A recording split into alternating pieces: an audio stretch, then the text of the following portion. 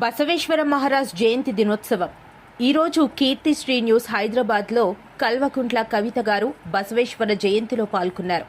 మనం ఇప్పుడు కూడా సమాజం బాగుండాలి, సమాజంలో కులం లాంటి ఉండకూడదు అనే అంశంపై కవిత గారు మాట్లాడుతున్నారు. వారి విగ్రహమును ట్యాంక్ బండ్ పై పెట్టడం త్యాగాలకు, నిజాలకు. అది ఎవరైనా ఉన్నారంటే అదొక కేసీఆర్ మాత్రమే.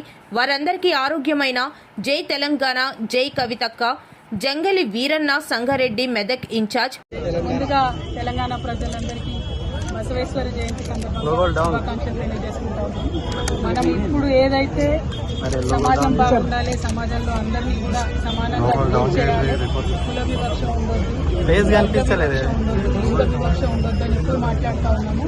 800 సంవత్సరాల క్రితమే బసవేశ్వరుడు మరి అవన్నీ కూడా గ్రహించి సమాజంలో ఉద్ధరణ జరగాలి, మార్పు రావాలి, అందరం కూడా బాగుండాలని తను చాలా పెద్ద ఎత్తున ప్రయత్నం చేసి ఆనాడు ఉన్నటువంటి పాలకుల మనసు మార్చి అనేకమైనటువంటి విప్లవాత్మకమైనటువంటి కార్యక్రమాలు తీసుకోవడం జరిగింది.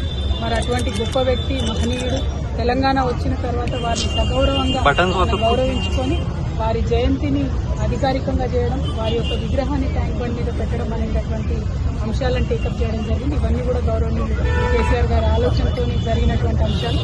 మరి లింగాయత్ సమాజం తెలంగాణలో అత్యధికంగా తెలంగాణ ఉద్యమంలో పాల్గొన్నటువంటి సమాజం. త్యాగాలకు, సమాజంలో మార్పుకు, దైవ భక్తికి, కష్టపడే తత్వానికి, నిజాయితీకి నిదర్శనం ఎవరైనా ఉన్నారా అంటే అది లింగాయత్ సమాజం అని చెప్పవచ్చు. మరి వారందరూ కూడా వెన్నుదన్నగా ఉండి తెలంగాణ రాష్ట్ర సాధనలో ముందున్నారు కాబట్టి వారందరికీ ఆరాధ్య దైవం, మనందరికీ ఆరాధ్య దైవమైనటువంటి బసవేశ్వర జయంతిని అధికారికంగా తీసుకుంటాము. ఈరోజు బసవేశ్వర జయంతి సందర్భంగా మళ్ళీ ఒకసారి నేను మీ అందరికీ కూడా శుభాకాంక్షలు తెలియజేస్తాను. Thank you. జై తెలంగాణ.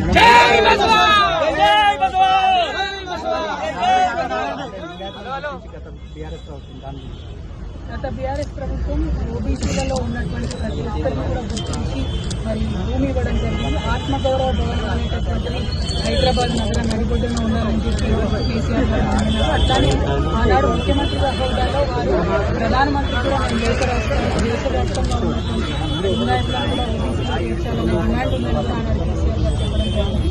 మరి అన్ని అంశాలను కూడా